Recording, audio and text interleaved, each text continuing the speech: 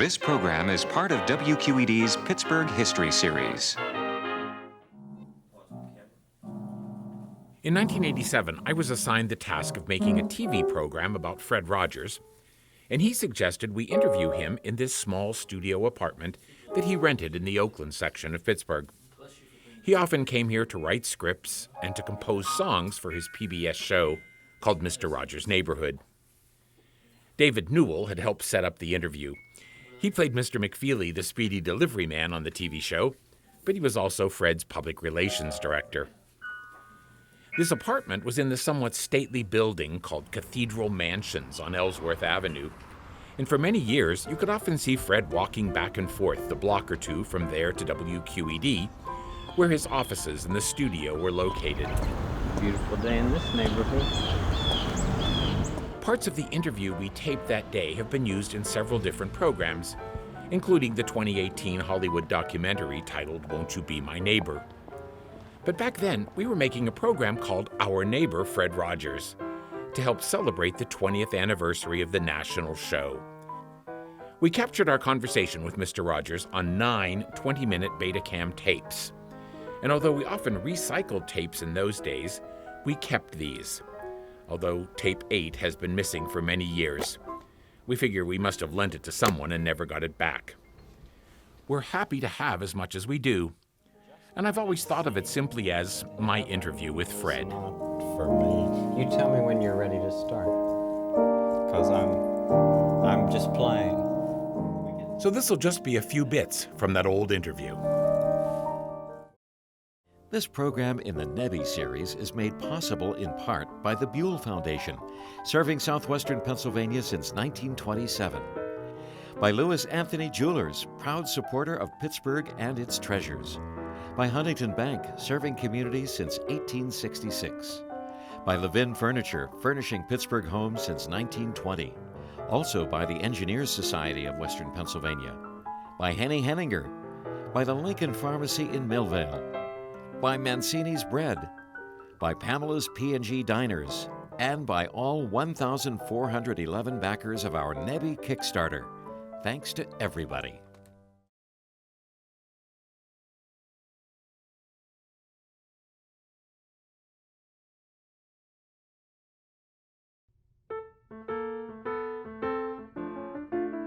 I think there are no rules about where you start an interview. Yet, listening to this on tape after more than 30 years, I was surprised that I started that afternoon with a question about food. I'd be interested to hear something about the fact that you're a vegetarian. A friend of mine heard I was doing this sent me an article that was in a magazine about, and I'd be interested to know what brought about that decision, or how long have you been a vegetarian, or would you talk about that? Sure. I don't know exactly how it came about. I don't think I ever really did care much for meat. But from the time that my father died, I haven't had meat in my diet. And that was in 1970. And then a few years ago, I gave up seafood. And that was simply because I said to somebody, I had heard that fish was very good for you. And that person said, yeah, but it's not good for the fish. And I hadn't thought of that. And of course we have fish on the neighborhood set that we take care of too. But that's just something that I feel better about. And it's not something that I'm a proselytizer for.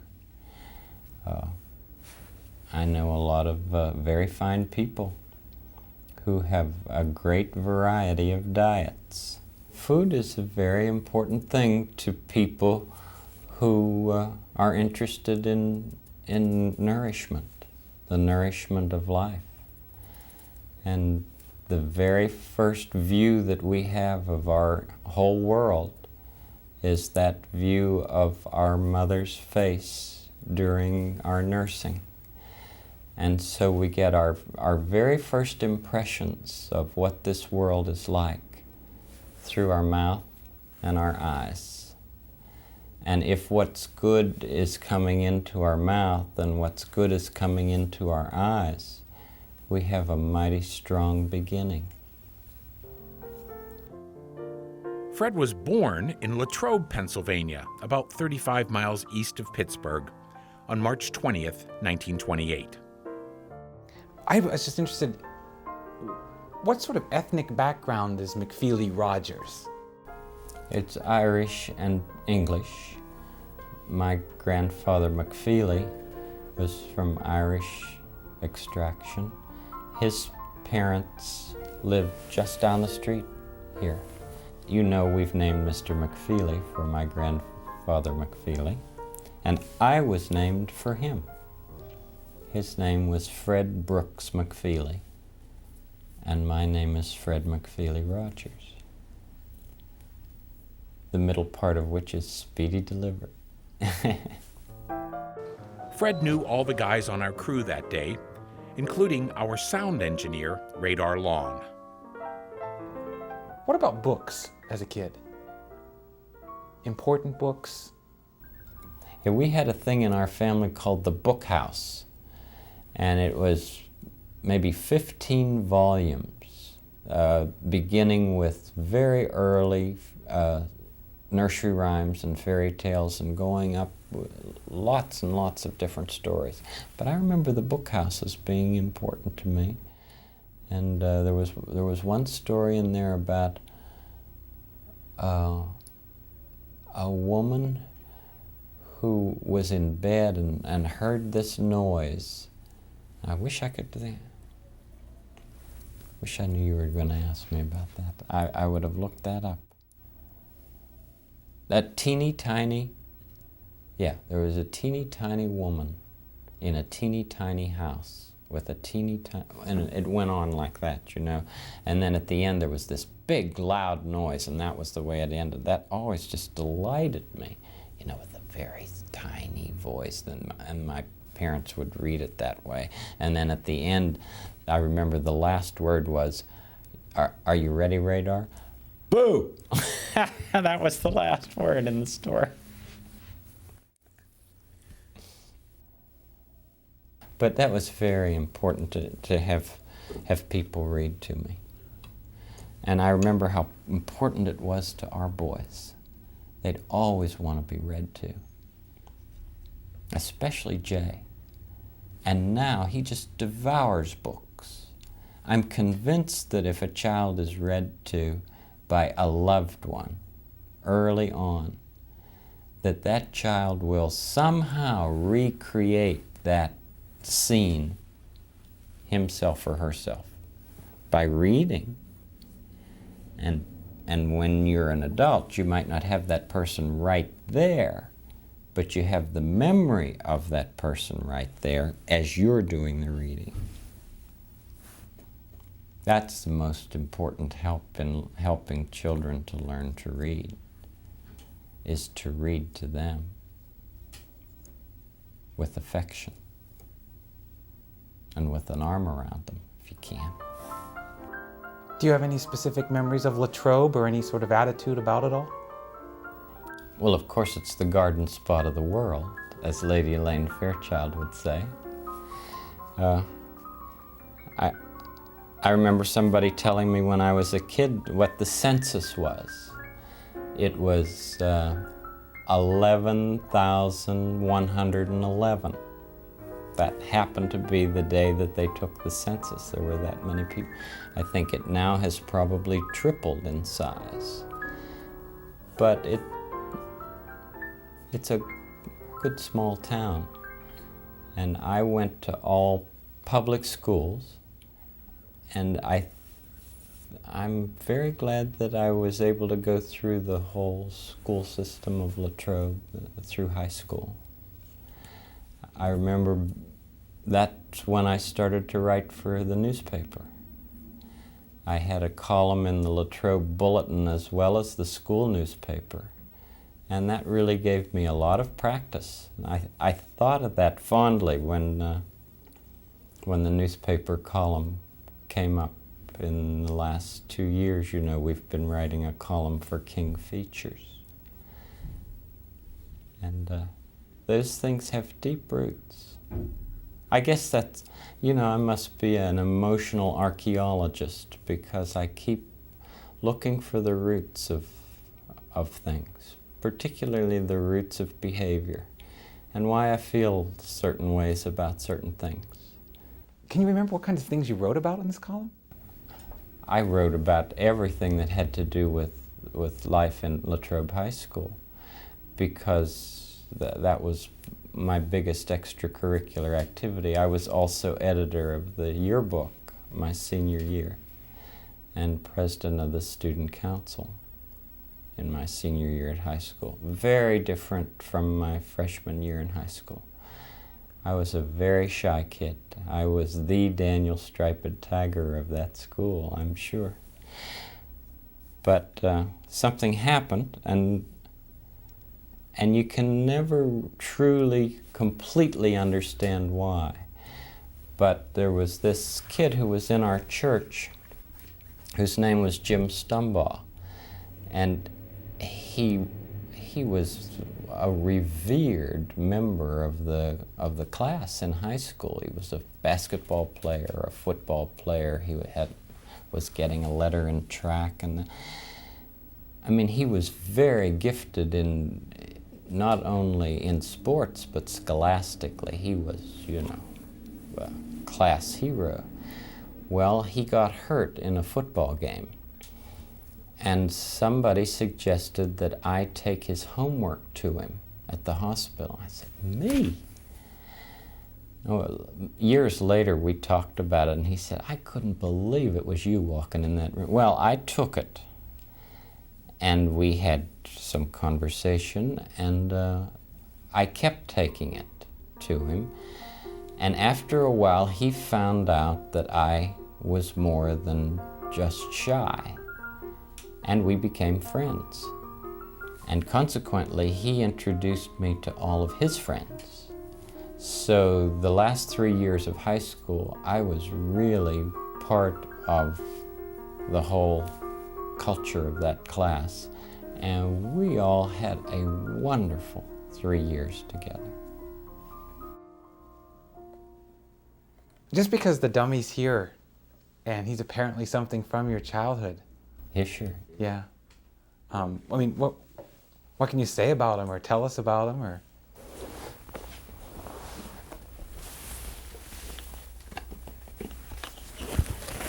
What's he reading? Oh, A Wrinkle in Time. That's good stuff, Hischer. Yeah. Well, it was like this. I went to a camp one time because there was a ventriloquist there, and I was interested in that kind of stuff. I was interested in puppets, all my young life. But there's one woman over at the office who is really scared of Hischer. They put him at her desk one day, when she came in, he was looking at him. Yeah. Now, Bill? Well, we used Hischer on the Children's Corner. Next. The Children's Corner, a daily kids show that Fred produced in Pittsburgh in the 1950s, had some appearances by Hischer. A little girl named him. His original name was Elmer. Yeah, but she didn't like it. No. And I said, well, what would you like him to be called? And she said, Hischer Boop Trunk. Sounds silly, doesn't it? Well, I know some people who are really good ventriloquists. Well, you're not. No, I'm not Hischer. But when I use Hischer on the neighborhood, whenever I use any puppets, I'm hidden. And so he can be sitting someplace. We used him dressed up like this, with these sneakers and the sweater and the tie and the whole business, because we were doing a week on the neighborhood just recently about things that are alike and different. And so Hischer didn't have this beanie on. So I brought him in, and I had a tie that looked exactly like this, and a sweater that looked just like it, and I had gray pants and the whole business. And I showed the kids that while we looked alike, there were things that were different. I hope that they were able to find out what they were. Well, there must be a lot more about Hischer that I can tell you, but he sits over here and sits right in that chair, and I write the scripts right there at that typewriter. He's been with you a long time then. Oh yes, that camp was when I was 12. When Fred was in his early 20s, after college, he got his first TV job in New York City. I went to NBC, and they hired me, well, first as a gopher. You know, everybody was either a person who gave tours, or you were assigned to a program to go for coffee or Coke or orange juice or whatever the producers and directors wanted. Well, that was a good experience for me, because there were those who treated me well, and there were those who treated me like, how can I say that? There were those who treated me like a servant. And when I would bring something to them that they liked, they never acknowledged it. And if I would bring something to them without the cream that was supposed to be in it, then I was told. And I remember that as a very fine experience in my life, because I know how I felt when somebody treated me with disdain because of the job that I had. I was no less a person than I ever was, but being in that position, there were those people who felt that they could treat me as somebody less. And that, coupled with an experience that I had one time when I met a movie star and asked if I could, there were people taking her picture all over the place. I made the mistake of asking her. Well, it wasn't a mistake, it turned out to be wonderful for me. I asked her if I could take her picture, and she said, "I'd rather not." And I was crestfallen, because she was somebody I wanted to take a picture of. And that served me so well. I, at that point, never thought in a million years that anybody would ever want to take my pictures, people that I didn't know personally. So whenever anybody asks me now, could I take your picture, or could I have my picture taken with you, I immediately say, why, of course. I know how it feels to be turned down. And when you can be in the position of turning up somebody at a time like that, I think it's a real addition. There's a nice photo of Fred at NBC in 1952. He's on the left, and the man on the right is Charles Polacek, and the man in the middle is composer Leonard Bernstein. Fred left a helpful note on the back of the photo. Oh, there was one thing I forgot to tell you about working at NBC. They did color broadcasts, because these were the experimental days. The RCA was working on its color equipment. And there were only 3 people in New York City who could receive the color broadcasts that we did from a studio called 3K. So we would go in, and it was just sort of like play. Well, I was the first floor manager for those color experimental programs, and I'm colorblind. And everybody thought that that was such an irony, that because the director would say, move the green parrot over to the left. Well, there were two parrots there, and I'd say to one of the stagehands, which one's green? And so then we'd have it moved. But something else about, I remember the first day going into a studio there as a floor manager. I had seen some floor managers be very dictatorial in their treatment of the stagehands. And I went up to the head stagehand at 8H and I said, I'm new. This is my first assignment on my own, and I really need your help. He said, buddy, you're going to be fine. They had had some people who had come to them and were so dictatorial that they could make or break them. And often they did, because these stagehands had been there for years doing concerts and all kinds of things. But, you know, you learn a lot of good lessons in life. And they're mostly about human relations. The other things don't matter that much. In 1953, after NBC, Fred came to Pittsburgh to help start the educational television station WQED. There he worked on several programs and eventually began his national show, Mr. Rogers' Neighborhood. If someone came from another planet, how would you explain to them what it is you do? Could you do that? Could you explain what your job is? Would they know about television? Yeah, they would know about television, maybe. Mm-hmm. I would just say that I'm a man who talks with children on television and helps them to feel as good as possible about themselves and about the people that they meet.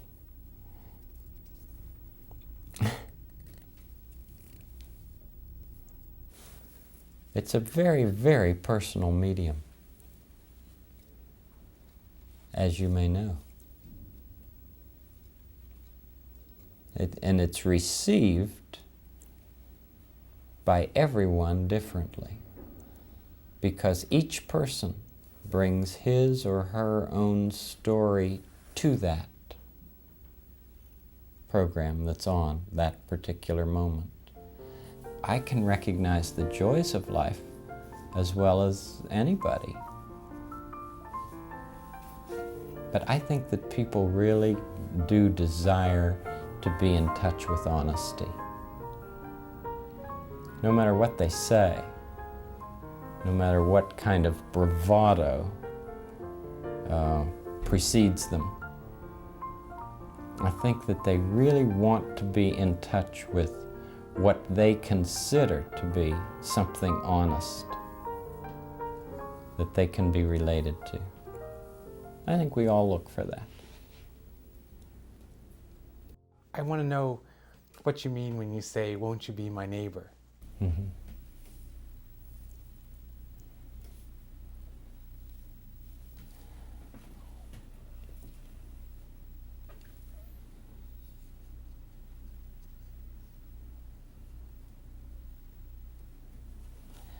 Well, I suppose it's an invitation.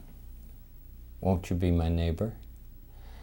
It's an invitation for somebody to be close to you, because that's what neighbors are. They happen to be in the same neighborhood and close. And I think it's a parable for the desire for closeness. And if you can be close, why then, and if you can care about me, then maybe there are things that you'll want to learn that I have to give you. Teachers are very, very important in a child's life. Well, in anybody's life. You know, I think about Jesus being called a teacher. Rabboni means teacher. And it's such a lofty profession. could be, should be, is that of teacher. Imagine giving what you have learned to somebody else. There have been people who have given me the compliment of being a teacher, and I take that as a very big compliment. And if students, well, I don't know whether kids realize how important they are to teachers. Without their students, teachers would not be teachers. Without kids who want to watch the neighborhood, I would not be a television artist. Without Jay and John, I would not be a father. Without without a friend, I would not be a friend. All of the relationships in life that are so enhancing to who we are. You know, I think everybody longs to be loved and longs to know that he or she is lovable. And consequently, the greatest thing that we can do is to help somebody know that they're loved and capable of loving.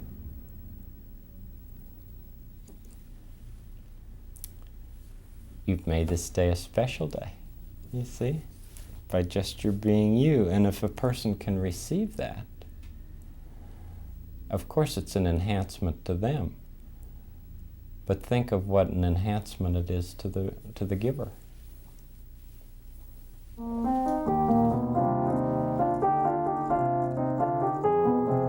You know, are we finished? Yeah. Because this is what I always play at the end of any studio day.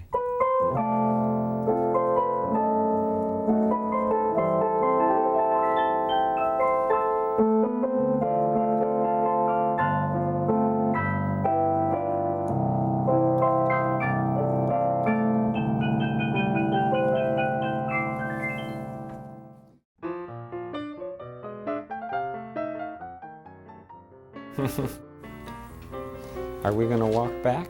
If you don't mind. Okay.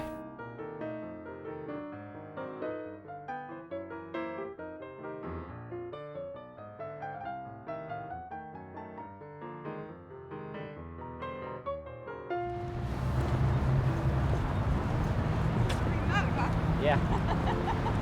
Have a good night.